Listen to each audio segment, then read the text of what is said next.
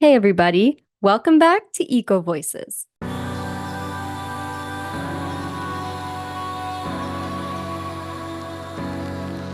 Today, we're going to do a deep dive into eco grief in order to learn how to best love ourselves and the earth by acknowledging the pain that the climate crisis may cause us. I'm especially excited because I'll be speaking about this with my mom, Victoria Gray, who is not only my favorite woman, but is also a renowned grief specialist who can speak to eco grief with love and understanding. Without further ado, here's Eco Voices, Episode 2. Okay, I am so excited because I can confidently say this and know it's true. We have on today the person who, no matter who I interview, will be my favorite guest.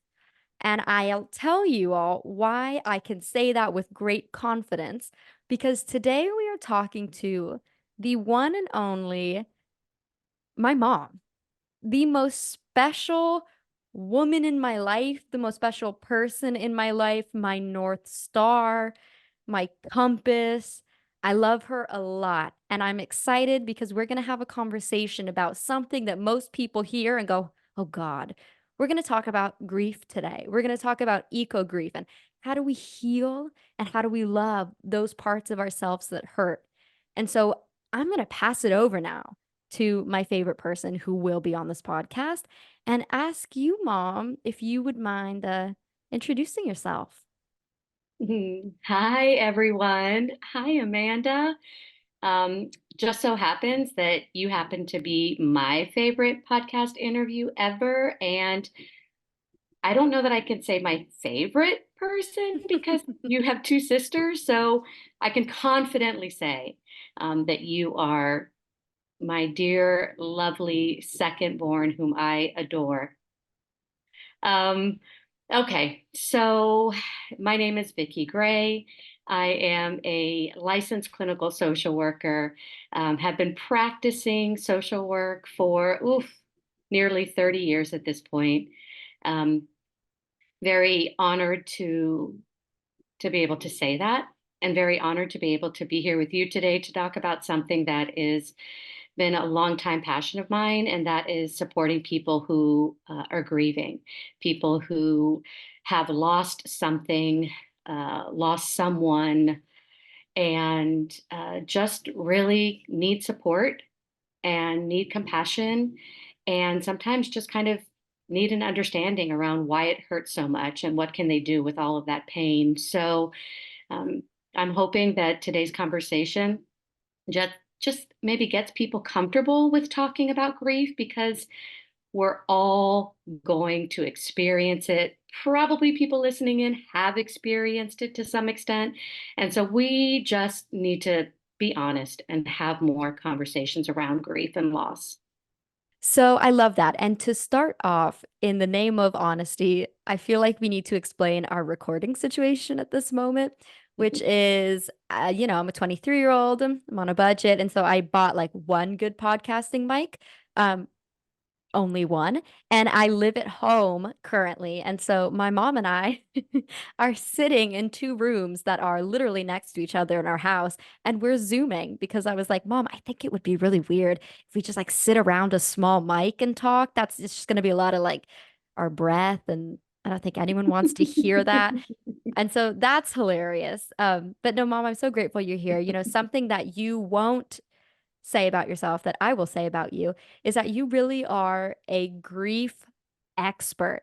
So you have had over 20, and stop me if these numbers are inaccurate, but last I saw, you have more than 25 years of counseling experience with individuals, couples, families, and groups in both public and private sectors. You specialize as well in providing services to clients and caregivers who are coping with illness or end of life issues. You have facilitated countless groups on topics covering loss, divorce, stress management, parenting strategies, and you're a university professor with 18, right? Or is it more now? 18 years of experience? Yeah, a little bit more. Yes. A little bit more than 18 years of experience helping to develop a licensure preparation course to help graduate students pass their clinical exam upon completion of their master's program. I could go on and on and on. All this to say, you are an expert. And so I guess the first question is, why are you a grief expert? Why was that where you decided to kind of dive in head first? Uh, oh boy, you just like to jump in the deep end right away, don't you? Yep. Yep. You must be my kid. Hmm. Yeah, so you know my story, Amanda, but for the sake of people listening, right, who chooses to go into a profession where you're dealing with people who are quite possibly going through the worst moments in their lives? Um, when we think of grief, right, we think of oftentimes just deep suffering, despair, loneliness. And I know that not just from working with people over the years, but that's pretty much how my own experience and life started. Um, when I was 12, I lost my dad. He died in a tragic car accident, was there 1 minute and gone the next. And I didn't really have a lot of tools um, to kind of know how to get through a period of time like that. And safe to say that, even though I was within a family system and had friends, they were going through their own grief. And oftentimes, the people that you love the most and that love you the most don't really know how to best help. And so I don't know that I necessarily at 12 thought, well, this is what I want to do. I want to be that for people. I want to be the one that can really um, validate, stay in it with people through the really tough moments that a lot of people just kind of flee for their own protection.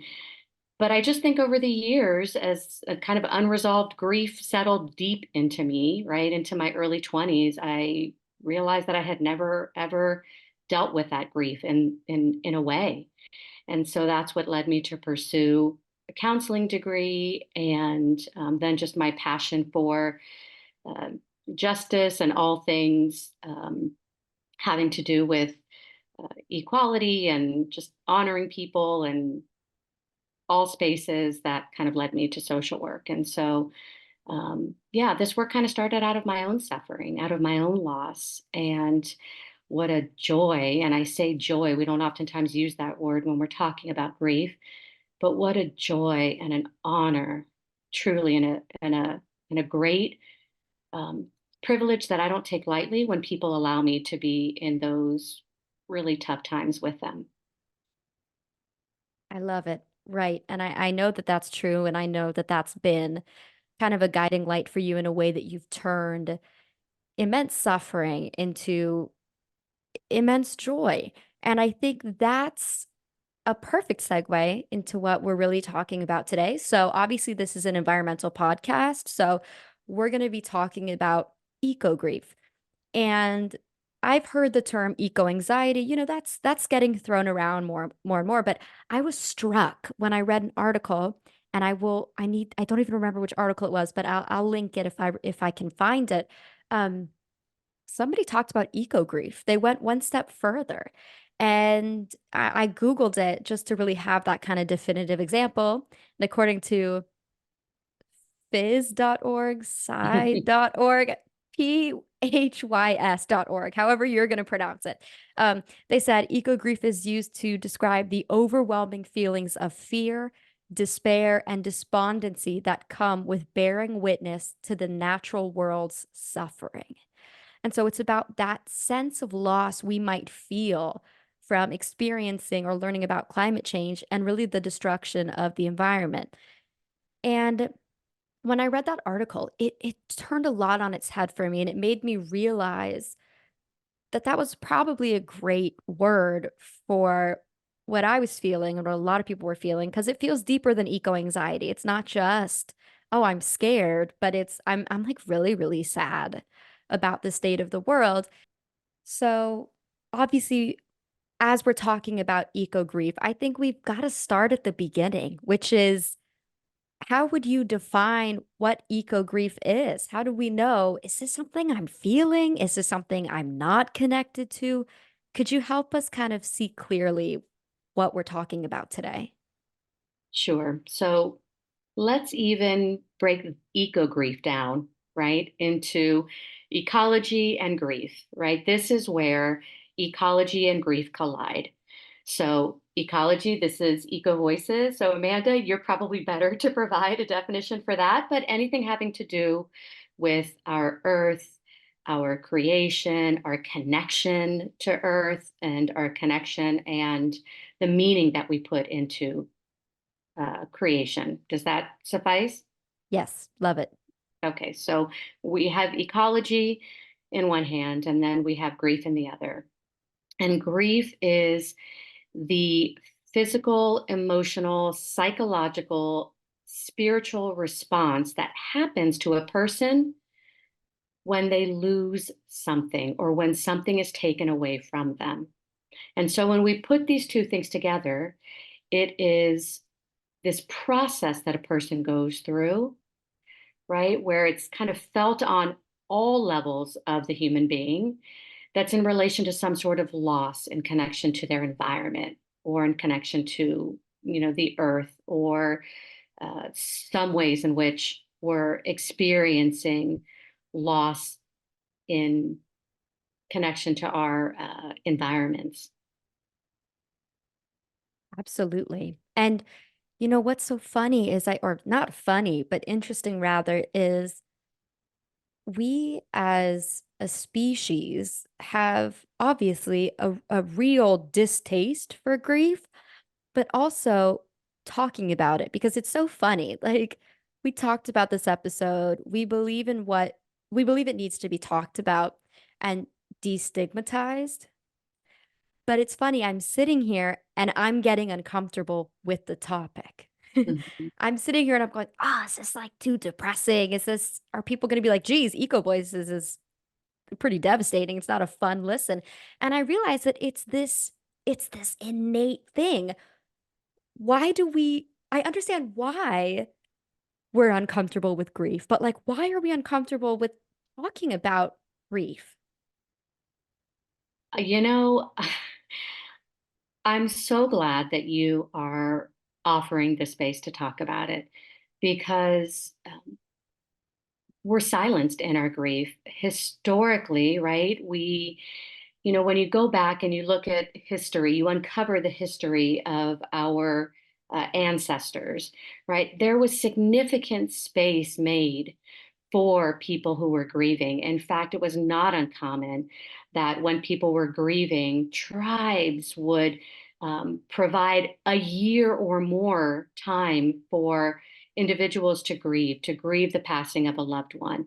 And the whole village, the whole tribe would come around that person, that family, that community who was suffering. And over time, we've really seen that not only has that type of support diminished drastically, but people's grief has been silenced. And so the fact that we're saying, you know what? No, we're not going to do that here. We're going to talk about this thing that is happening. We have to talk about the fact that there are plenty of people who are walking around experiencing the sadness, the discomfort, maybe even sometimes, an impending fear of loss that's coming. But we're not going to talk about it. We're just going to allow one another just to go about our days kind of suffering in isolation. And so by you opening up this topic, and for anybody who's listening and thinking, gosh, I'm wondering, I know that there's significant climate change. I know that green spaces are going away. I know that our coral reefs are suffering. I know that species are dying off. And why am I so sad about this? And is that normal? Am I normal? And I think that what I first want you to hear is yes, it is normal to feel sadness. It is normal to weep. It is normal to feel anguish and despair and fear and concern when the things that we love, the things that we are connected to, are either dying in front of us or at risk of going away for good. And so I just want to acknowledge that here and just want to say that let's have these conversations, because when we have these conversations, it doesn't mean that we make the suffering worse or that we create grief. All it means is that we are acknowledging it. And in the acknowledgement is where people can heal.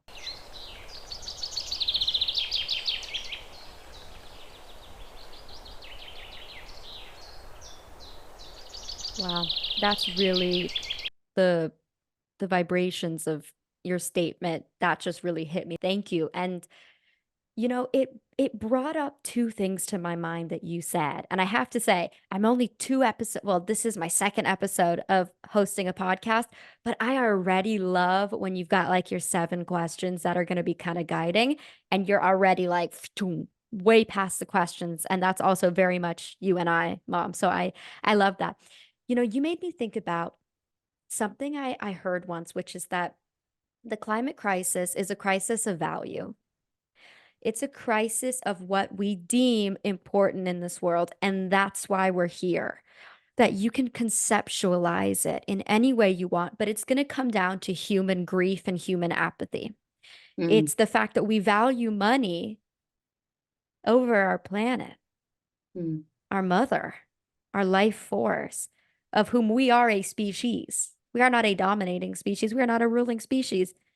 If Mother Earth decided oxygen's done for 3 seconds, we're done. We mm, live in a constant, it's her generosity, it's her love that sustains us. And yet we have said, sorry, that's not enough. Because I'd like to have a second house somewhere and I'd like to be a millionaire and fly my jet wherever I want. And so it's a crisis of values and the fact that holy values, pure values like love, generosity, the way that we can do like directly reflect Mother Earth, we've gone away from. And that's why we're suffering because we're far from that life force. But it also makes me think about something which said, if you're healthy in a sick culture, you're not healthy. mm, You're sick.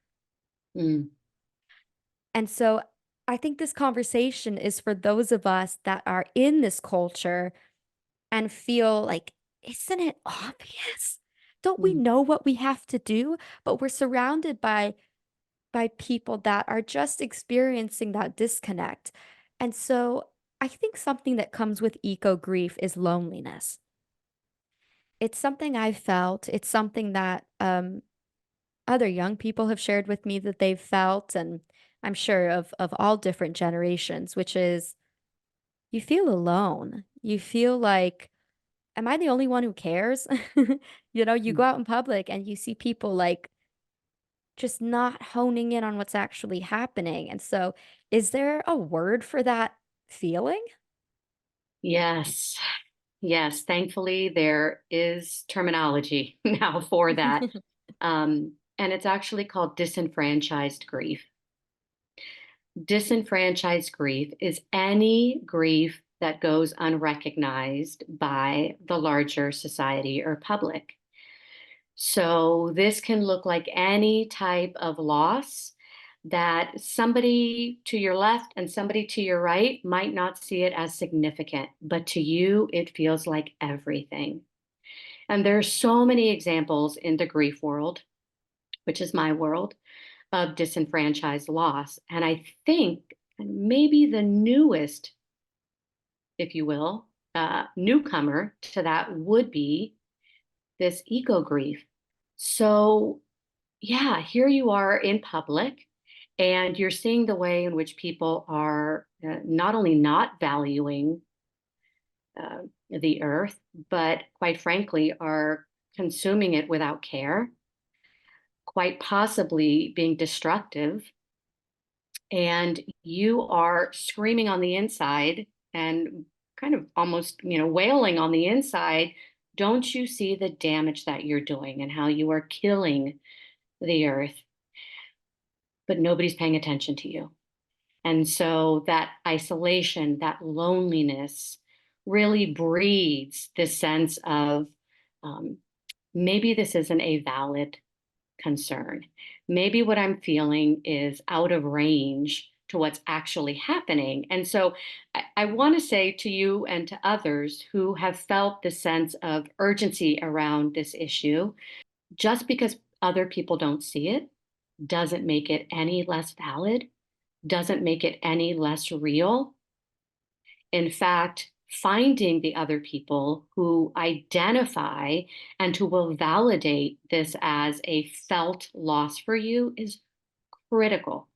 And there are, I think, more and more people are waking up to this, but we're still far from it. Amanda, I'm thinking because a lot of people, when they hear about grief and loss, again, we go to, the loved one who has died, right?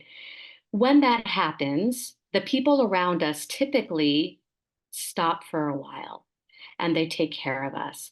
They bring us food, they send flowers, they send nice text messages, phone calls, they drop by, you get cards.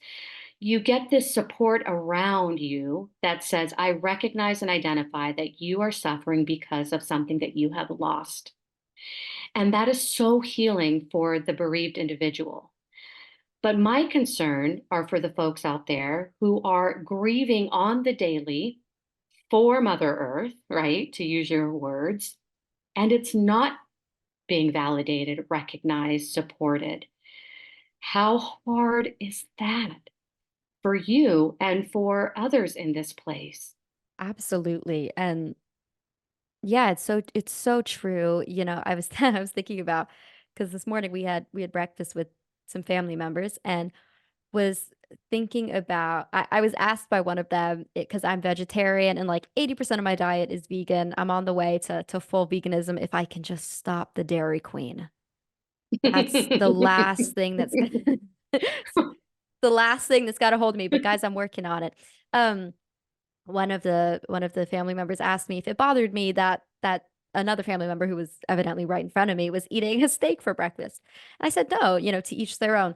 But I realized that as an environmentalist, that's kind of how you're perceived is like, oh, are you going to get triggered that someone's eating meat in front of you? And it feels like I understand it, but that's not my central like, yeah, I just think that it's quite easy sometimes to feel a little bit misunderstood and feel like you're alone in that. And so this wasn't even something I was going to ask you, but I'm realizing we're sitting here as a mother and daughter, and there might be someone listening who I've heard before from people in my generation. We are, a lot of us are hippies. Myself, this, Mom. I'm 100% a hippie. Um, Mhm. and and I think a lot of young people feel misunderstood by their parents. Um, and don't really understand how to go about having these conversations and actually feeling understood and being like, hey, please don't make fun of me for being vegan or, shopping sustainably or stopping the shop. Like, so what can that what can that conversation look like? So this is kind of a two-parter. What can young adults say to their parents? And how can parents listen and learn from their young adults who might be more active in the environmental movement than they are or are comfortable being? Wow, I feel like, now we're talking about probably the foundation of, how do we move conversations along and how do we get people to really hear us? And I think it starts with really a deep desire to understand when somebody is speaking. So whether that's you as my child talking to me or me as your mom speaking with you, we have to care enough about the other person to want to understand. So I think that's where we run into some trouble, right? Because um, generationally, also maybe with this topic, there's some strong polarization happening. There's a strong divide. And my hope, right, is that we can sit, I even hesitate to say across from one another, but that's what it feels like in conversations like this. Um, and can we just like open ourselves up to realize I care enough about the person that I'm sitting with? I care enough about the generation ahead of me or the generation behind me to want to get a better feel for what it's like for them. What's going on, that why does this matter so much? People have strong values connected to these topics. And so why? I think we're going to have to kind of bring it back to basics where we just really start to care about each other. Because if that happens, then we're much more apt to ask the questions with the intent to really listen, not with the intent to put our point in there, not with the intent to ask a question to set somebody up so that we can then tell them how it is. And so, really, it's about genuine caring, listening, asking open ended questions without an agenda. Um, and I think, this is probably a harder task, Amanda. As you and I are having this conversation, I'm thinking, maybe you and I don't see eye to eye on every part of this topic, right? I'm not here as an environmental specialist. I'm here as a grief specialist. Your area is environment. And you know what? We both can learn a lot from each other. And I think if we keep that open-mindedness about, what, I've got a lot to learn from this person that might have a different view from me, or that might have a similar view, but a different, way that they got there, that should be enough. That should be enough. And maybe I'm being oversimplistic. Um, but I think we've complicated things to the point where we can't even sometimes sit across from our own family members and really hear their hearts because we're too interested and too busy with trying to get our point across as to why they should believe and behave in the ways that we think they should. What you're reminding me of is I'm a Buddhist practitioner, and in the spiritual practice, there's something we do called deep listening. And it's called a practice because it's something you have to practice. And basically, you sit with someone and you intentionally repeat a mantra to yourself that goes something like, I am sitting with this person with the sole intent of listening to make their suffering less. And I think deep Hmm. listening, albeit, for each person, it doesn't have to come from a Buddhist perspective. It can come from whatever perspective you feel comfortable. But that perspective is something I think we need to develop more as well as a world is just deep listening. Like I'm just sitting to so that you suffer less. And that's something I think of when I think about the generational divide or when I think about familial divide or friend divide is we're so quick to look at someone and A, think our perceptions are correct. They're often not. And B, to just think, I need to just say what my piece. I need to, and even that, I think, correct me if I'm wrong, comes from a suffering, which is, but I want to be heard. We all are these like little babies that inside are going, can somebody just listen to me? And so I think that, next time you're across from your family member or friend and they're talking about the environmental crisis, it's okay if you don't understand. But I hope that you would understand that this person in front of you is suffering. It's a suffering. And by making fun of your kid or dismissing your mom or your friend or an acquaintance, you're adding to that suffering. And so I don't even know where I'm going with this, but yeah. Yeah, this is where I think being mom daughter really, really helps us because I might know where you're going with this.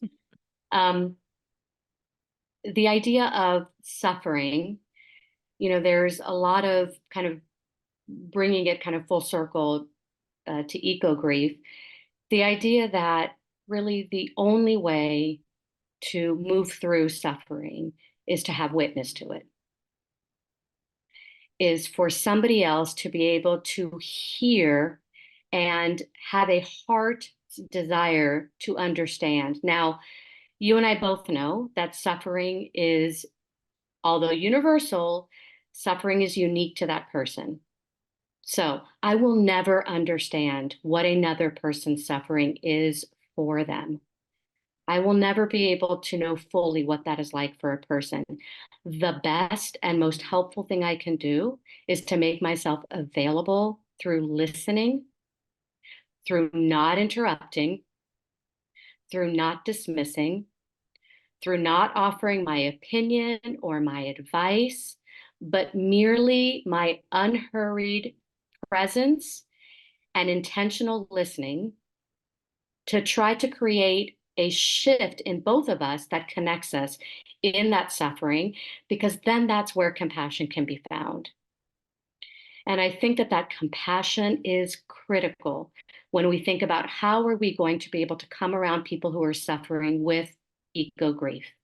We have got to be able to pour compassion. If we could imagine this, if we could pour the type of compassion onto our, you know, fellow humans who are kind of aware, who are closely connected to the suffering of the environment, if we can just showcase compassion, because maybe we don't quite yet feel that suffering, right? So if I don't quite understand the suffering because I don't have that kind of relationship with the environment, can I at least muster up the ability to showcase care and compassion for the person who does? So I like to compare this to when we think about, somebody who has died. We tend to know the people that were closest to them, and we expect that their suffering is going to be the greatest.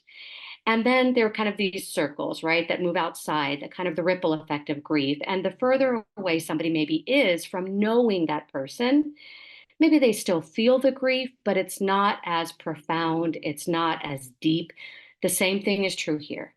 We have people who are very aware of what is happening, the death of the environment as we know it. And these people have a connection to the environment that is profound. But we don't have to have that connection to at least have an appreciation that they are suffering and that they are grieving, and we can be in places of support. I think innately we all do have that connection. I just think that as time goes on, life experiences might bring some people farther away from it. And I think it's a matter of time before, like, people discover it when you need it. I discovered or rediscovered, reconnected with Mother Earth in a really dark time in my life when I needed it, and she came and comforted me. And so, but I love what you say. It's so funny because I'm totally about to I'm totally about to quote a TV show. But there's a show that I'm admittedly obsessed with. It's called Once Upon a Time. It's really good. And in like there, I can't even go into the mythology of the show because just no one would ever listen to me again. They'd be like, nerd, and turn it off. But but basically, something happens to two characters. They're like cursed. And the only way that they can get out of their suffering is that everybody in the town drinks a little bit of their curse. Hmm, And by sharing it, they wake up. And then hmm, everyone else is fine because, two people with the potency of whatever happened to them versus a whole town. And so that, as funny as that is, and totally not in the realm of what we're talking about, was what came to my mind when you were hmm, talking of like, if we can each give, if we can, well, I guess for those of us who feel it really deeply, can we loosen the grip a little and let other people in, even if we think, can we let can we put our pride aside and the whole like, "Oh, they're not going to get it." And can we actually like give a little bit of it away? Can we stop carrying the huge amount of that? I do that all the time. I feel it, and my ego says, well, other people around you, they don't get it. They don't feel it as much as you do. So you can just keep this pain to yourself. It's fine. I do it with my family, I do it with my friends, instead of giving people the opportunity to take some of the curse. And I think it's a blessing. I was just referencing Once Upon a Time. But and then on the flip side, mom, as you were saying, for people that might be like, yeah, to be honest, I don't really feel it as much as that person does, but I want to be there for them and support them, so I'm gonna send a text message every once in a while, or I'm gonna call them out, or just say, not call them out, call them hmm. up. um could that be something that helps, that unified sense? I sure hope so. Right? I mean, again, my point of contact is always going to come back to how do people heal and go through life adjusting around loss, right? Because this concept of like closure when it comes to loss just isn't a thing. We know that now. And people seek closure. But when we think about something like eco grief, and we think about the fact that there isn't going to be closure. In fact, chances are, if we were to predict, things are going to get worse before they get better. And um, I think what might happen is we're going to start having not only the sense of disenfranchised grief, but we're going to have anticipatory grief. This looming, ongoing sense of the worst is about to happen. And when we think about that in relation to a person that is getting a terminal diagnosis and then staying in this anticipatory grief state until that person dies. But in the eco grief world, that looks like we've already gotten the diagnosis. It's terminal, unless somehow, some way, we make some enormous changes, right? And this is not my area, but we know enough. There's enough information out there. And so now what's happening is people who are aware, people who can recognize um, that in fact the news doesn't look good, right? Like when we think about the condition of a person, think about the condition of the world, it doesn't look good. The condition of the environment. That then breeds more grief. And that grief is that anticipatory grief that things are going to get worse. And so people are going to start to feel, people who already do have grief around, uh, the harm that's happening in the environment. Um, it's going to ratchet up for people. And I think this idea of can we let people in and let them know that we need more support around this issue is a brilliant one. And I think also for other people to say, well, if this isn't impacting me directly, right? Even though, like it's impacting all of us, but if it's not a felt concern, what can I do? Like, yes, can I call Amanda up and say, listen, I know you really care about the environment. And I also know that we just had the hottest year on record. And I'm sure that that might bring up some stuff for you. How are you doing? That's it. I'm not an expert. And all I'm doing is just opening up an opportunity for you to share how you're feeling.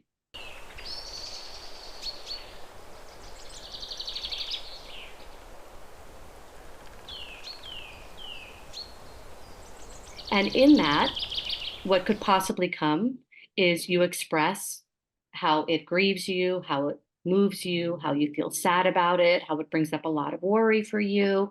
And I can sit there and I can listen. I don't have answers. I can't make things better, which is true in grief. I mean, right? This is not a field of counseling where we have solutions for you. What we have is we have listening and compassion and witnessing and support. That's where the help I think that's where really the best help can happen in this. Right. And I do need to say on a side note, listeners, if you're hearing a weird rumbling, it's our dog. I can hear him. Uh, we have a French bulldog. His name is Leo, and that boy can snore.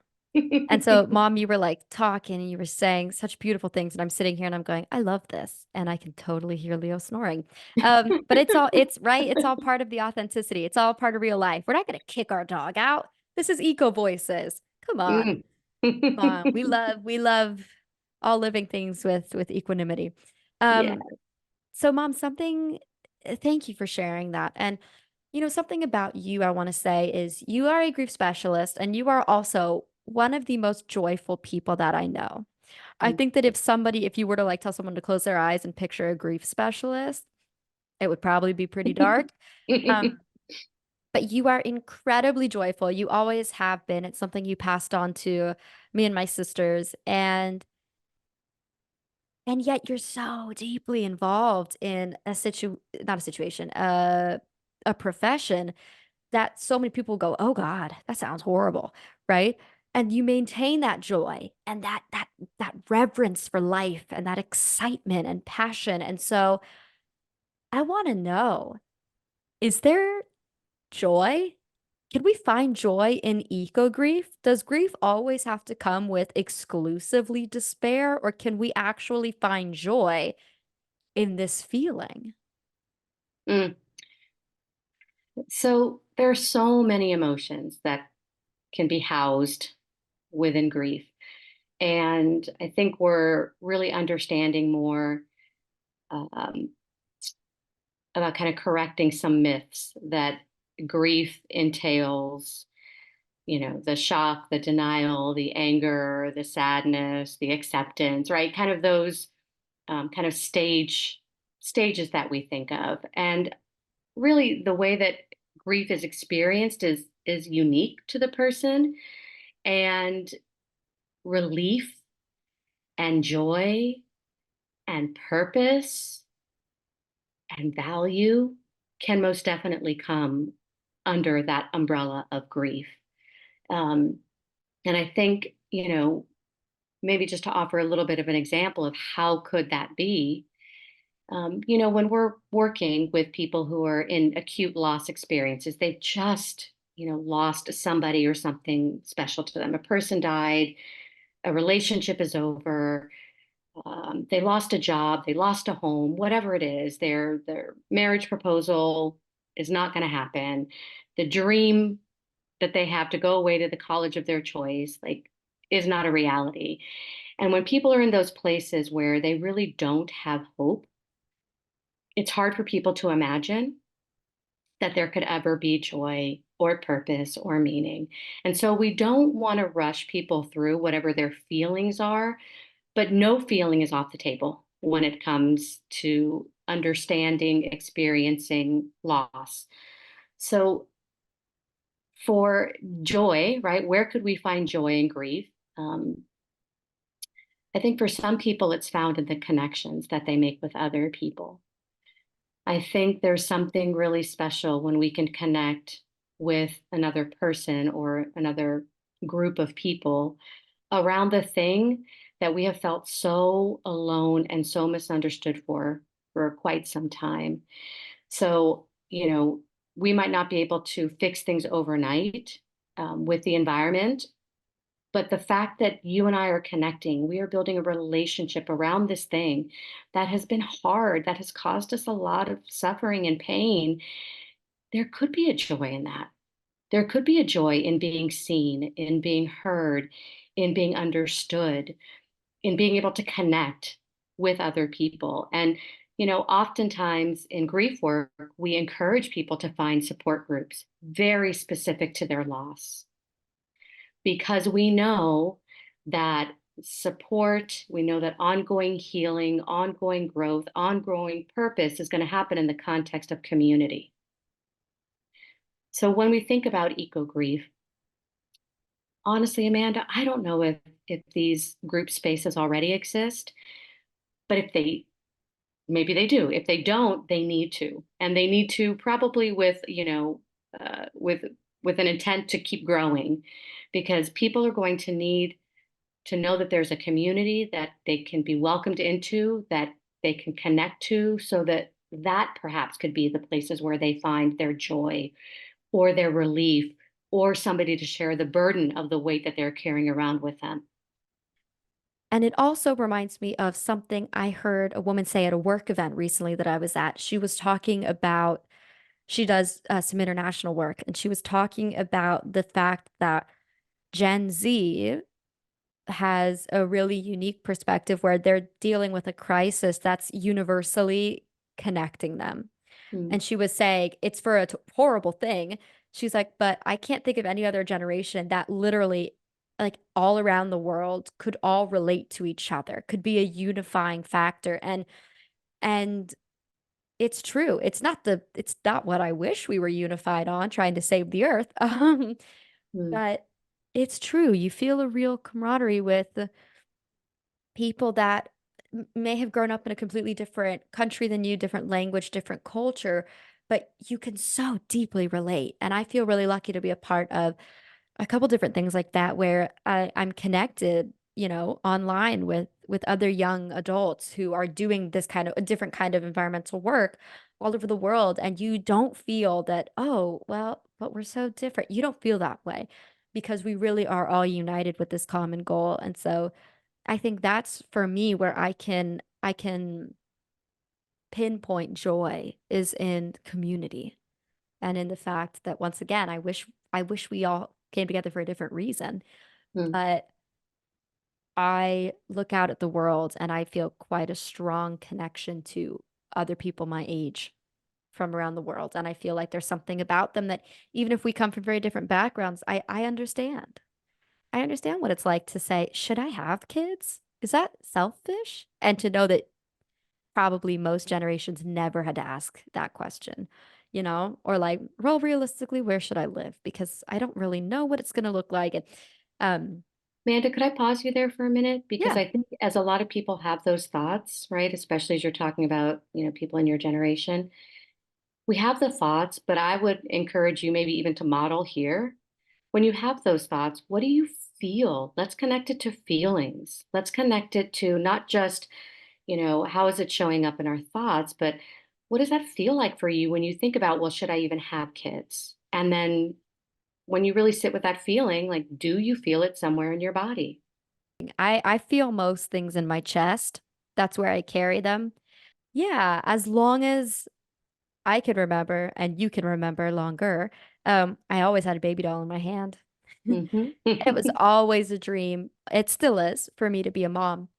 And so that's a really ridiculously heavy and unfair question. You do feel it in your body, and I think that's another part of the trauma is we've gotten really good at going, oh, but whatever, and then you snap back to sitting in traffic. Mm, Or oh, I'm just going to continue on my walk.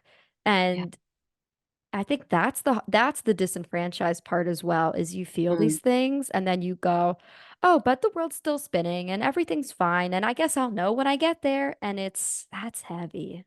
hmm. Thank you for being willing to do that. I know that, that just kind of puts you on the spot, but quite frankly, I think that, when you pose that thought, what comes with that is a lot of confusion. And with that confusion of not knowing, the uncertainty, leaves us feeling unsettled. And when we sit with that feeling, right? Because we have these thoughts and we move so quickly past them, but they stay and they marinate on a deeper level. Whether we are conscious of them or not, they're having an impact. And I think that that's where these thoughts really then travel to the heart. And that's where the eco grief lands, right? You so beautifully placed your pain in your chest. But I also think that for a lot of us, right, we sometimes don't make the connection of I can have a thought, and without us even realizing it, there's a feeling connected to it. And we're talking about the thought, but we're ignoring or covering the feeling. And for the reasons that you said, Amanda, because we have to function, we have to get on with the day. You have to go to work, you have to drop your kids off at school, you have to go to college, you have to go to high school, whatever the thing is, we have to function. So we don't spend the time pausing, feeling what we need to feel, and deciding what we need to do with that feeling. And so I think that that might be maybe something we want to talk about. What do we do with eco grief? What do we do with eco grief? Throwing it right back at you. Again, using kind of the work of grief therapy, um, we make space for it. We carve out time. And this might sound so counterintuitive because those feelings are painful. But just because we make time to feel them doesn't mean that we make them worse. We just allow for them. And actually, by tending to them, we might be able to bring a little relief to them. So this might sound crazy, but I'm kind of a practical person. I want people to leave here and be like, okay, but what can I do? I understand the concept of it. I might be feeling this, or I might know somebody who's feeling, this eco grief, and they're watching the news or they're listening to their podcast and they're feeling some kind of way about the things that they're knowing that's going on in the world. And what can I do? Maybe you would allow yourself a few minutes a week, and you would pick up your phone, or you would pick up a pen and a piece of paper, or any other thing that you're comfortable kind of recording. And maybe you would kind of do what we just did here a minute ago. Have a thought. What is it that I'm thinking about? Um, and then ask myself, what is a feeling connected to that thought? And where am I feeling that on my body? And is there some way that I can take care of myself in this moment? So let's walk this out. Let's say, um, I just heard that, another species is at risk of extinction. And I see this and I'm thinking about it and I'm about to go on with my day. And I said, you know what? I'm gonna catalog this and I'm gonna come back to this. And then maybe later that day or the next morning when I have a few minutes, I'm gonna bring that thought back up. I can't believe another species is at risk for extinction because of what's going on in our climate, right? What's going on in our world.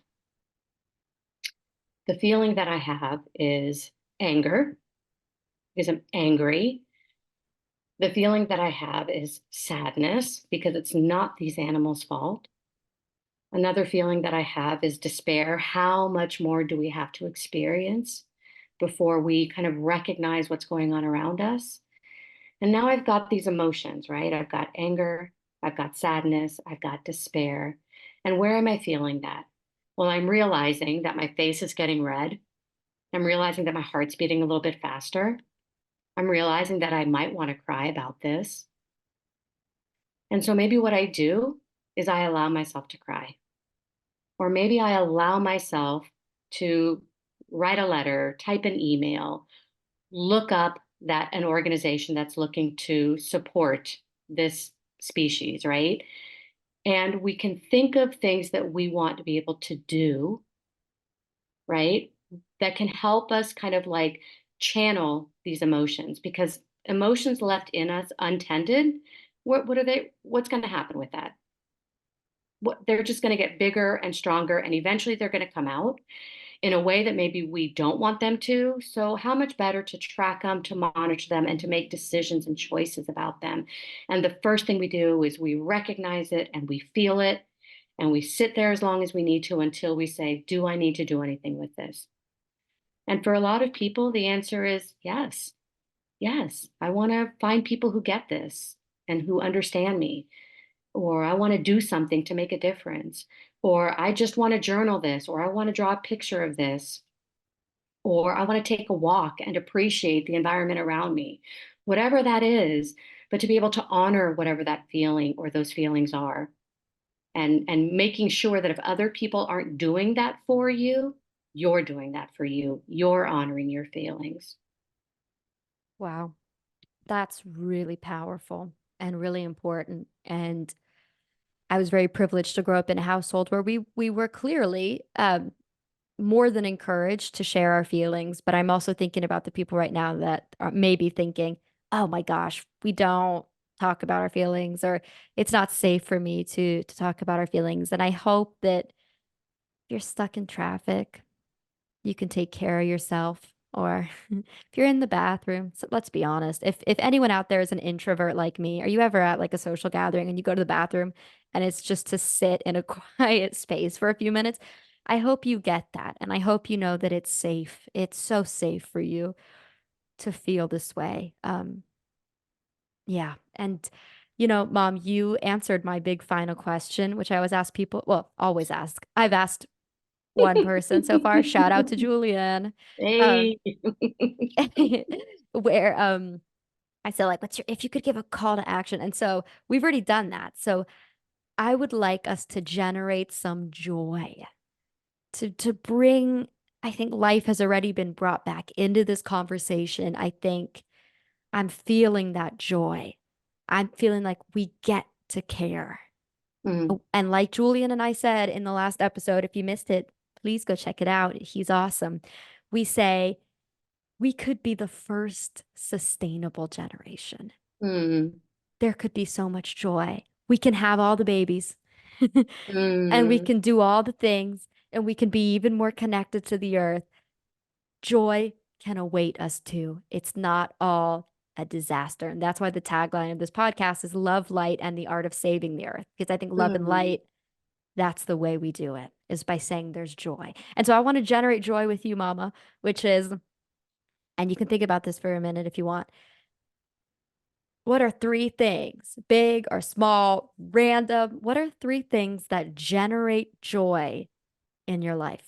Like things you can do that generate joy. Related to this topic or, Anything that generates joy for you. oh, spending time with the people and the furry four-legged Leo that you mentioned earlier. No, honestly, just um, being with people who are willing to be real and to have meaningful conversations and just be themselves and where I can be myself. So I feel like that's more than one, but being around those type of people for sure. Joy, I think too. I mean, let's talk about what's happening here. Mm. I think this is bringing me a lot of joy. I think watching you do something, respond to your own call to action and to create a space for conversations to happen and to bring people on um, who again care maybe very much about the same things that you do, um, but also just genuinely care and wanting to create spaces for those people to kind of hang out is bringing me a lot of joy. Um, oh gosh, there's so many things that bring me joy, Amanda. You know that. Um, oh my goodness. I mean, I guess you know.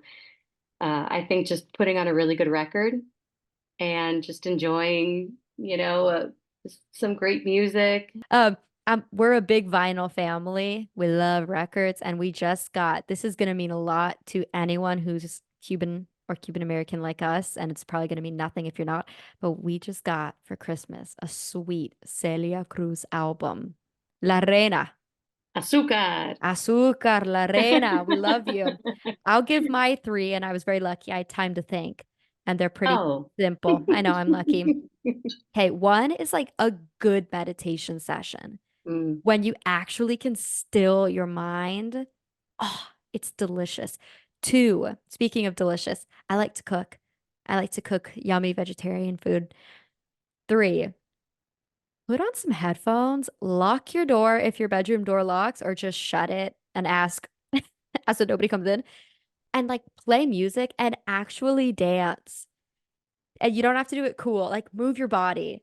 Ah, Mm. shake it up, shake that energy up. That's how I generate joy. I dance like a dork after eating good food and meditating well. That is true. It's true. So I guess before we end this, I want to know, is there anything left on your mind that you want to talk about or kind of a last call, I guess?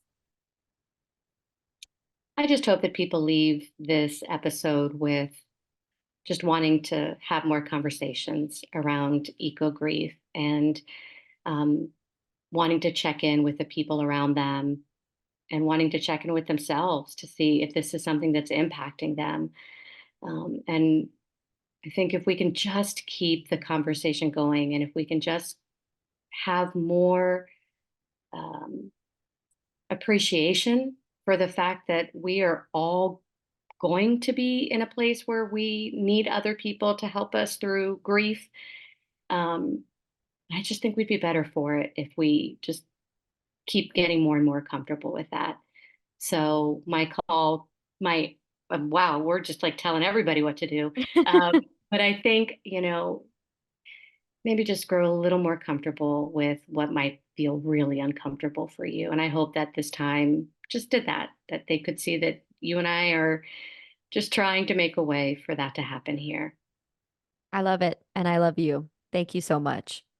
I love you, Amanda. I'm so proud of you. Thank you. I'm going to cut this part. You better put it.